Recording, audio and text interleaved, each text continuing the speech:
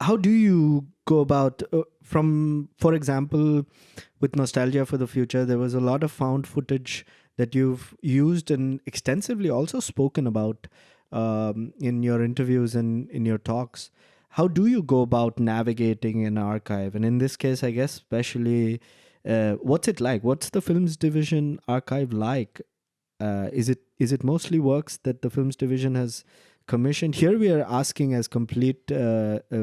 novices. We have no idea what it looks like inside, and we're imagining it as a building with library like features and qualities. But what's it like inside, and is it works only that the films division has commissioned, or is it works by other authors? Is it more like a collection? And what do you think when you step into the building, and what are you thinking? How do you go about looking around for found footage? See, it's something that's played a very significant part in, I guess, shaping me as an Mm-hmm. individual, whether it's films division or state television, Doordarshan, or All India Radio. Mm-hmm. Because when I was growing up, these were the only means of broadcasting, where Mm-hmm. television, radio, and documentary film were owned by the state, were made by the state. And it was only in the early 90s that uh, you started having private broadcasters coming in. So it's something that's so much a part of my memory, of growing up. Mm-hmm. And therefore, and also looking back at it, I'm very conscious of the fact of being shaped by all of it, not just me, everybody around me, of being shaped by it. And I'm going to digress a bit and come back to your Sure. question in a bit, Yeah, yeah. where, I grew up in Delhi, and I studied in Delhi, and you realize that Delhi was, the at the center of nation building, Mm-hmm. you know, being the capital. And when I went to school, if you had music class, the music class by definition meant you were either singing nation building songs or you were singing devotional songs, but these were devotional songs of a very inclusive secular nature. Mm. It was about multiple faith, about different communities working together. And when you thought about it, you thought how boring, Mhm. because when you're in school, you're listening to other things outside, talking about a time. And I think, to a great extent, people still think that film music is cheap, or, you should be listening to what it means to be cultured is to be listening to classical music or classical dance and so on. But, you know, High art. Yeah. high art, low art, yeah, high art, low art, and so on. Um, I just realized what was being done, and we were being programmed in a certain idea of citizenship, you know. Mm. And it was Mhm. very different when I came to Bombay after Delhi, because Bombay did not have that baggage. Bombay really did not have that baggage, which Delhi did, and Delhi continues to have, you Mhm. know. So when I talk about films division, it's something I look at with a great deal of respect. Now, let me just say, you might not be knowing that when they made their documentary films, there were films of different kinds. There were films that were, of course, recording and informing the citizen Mm-hmm. about what was going on in the country in terms of Mhm. government projects, and in terms of self-reliance, in terms of infrastructure building, in terms of social attitudes and problems and so on. There were other films that were instructing you to being citizens of a certain kind, ideal Mm. citizens, with certain responsibilities and duties. And there were, of course, the culture films, which would be about different regions, Mm. and of course, the music and dance and literature kind of films. Um, so, sorry, I lost I think thread you of what I was mentioned going to say. Hmm. the types of films that were being made by the films division, and Yeah, broadly they seem yeah, to be yeah. reform Yeah. oriented or documenting Yeah. ambition of the future, and the third would be a kind of exchange of telling Yeah. people from Kerala what's going on in Gujarat, or telling people from Kashmir what's going on in Mumbai, I guess. Yeah. So, and we're talking about a time when you must remember this is the only form of film based news which is coming to you, because television happens much later.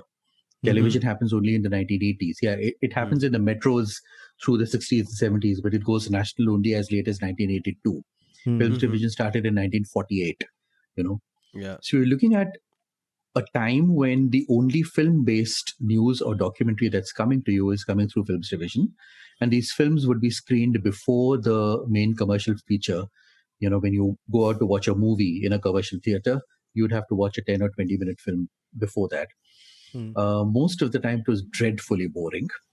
You didn't pay for that. You didn't pay for that. You didn't sign up for that, and you don't need to know about fertilizers in Punjab while you're sitting in Tamil Nadu or something. But it's also something that, unfortunately, I guess to a great extent, gave documentary a bad name. Because you didn't sign up for this, and you didn't want to watch this. But it's interesting how we were being constructed in a certain mold at that point of time. There's much to critique there. There's really much to critique there, but there is a certain imagination behind that of trying to build a nation in a certain image, and there's much also that's hugely respectable about it. Right. So when you go to a place like Films Division, of course, it's like any other Sarkari office, but it has that air of cinema. You can smell celluloid. I don't know if you've heard filmmakers wax eloquent and get very romantic and sentimental about it, that film archives have this certain smell. Unfortunately, that particular smell of vinegar of celluloid film prints is that of decaying film. Because so it's not a good smell to remember film by. But Right. any organization that worked with film, their vaults and their archives and their editing rooms always had that vinegary kind of smell, which I think used to get people high, but actually it's the smell of decay. It's the smell of decaying film. Cellulose triacetate, and which would turn into acetic acid or something. And that's what you smell as vinegar.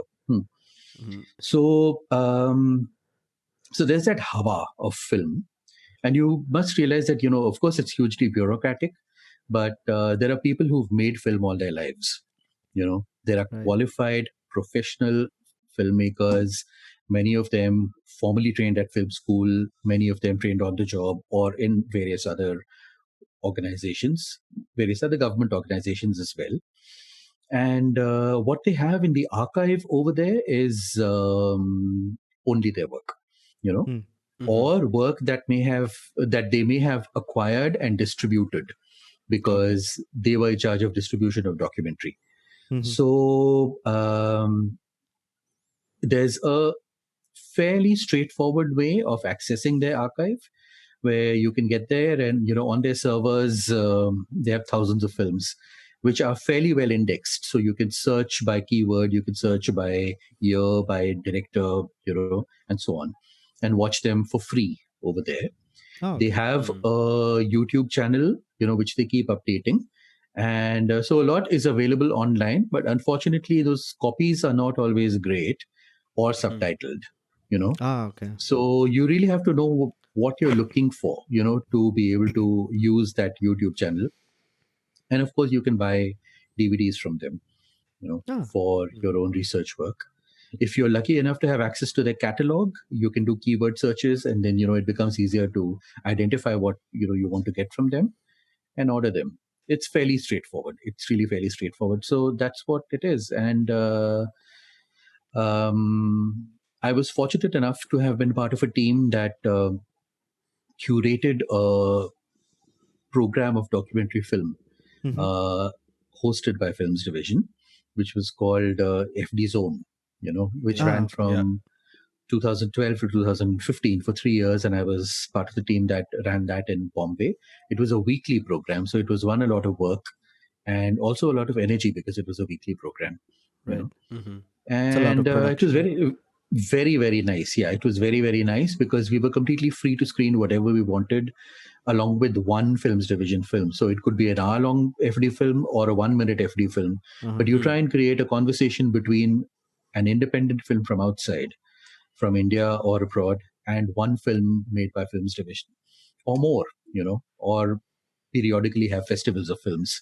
Mhm. So the program had great energy. It really had great energy. So it was, yeah, it's something. It's a history that I'm quite close to and respect. Right. Of Yeah. course, like I said, there's much to critique in there as well. Mm-hmm. In terms of propaganda, in terms of like that act of molding a citizen is something which is very layered and has to be looked at critically.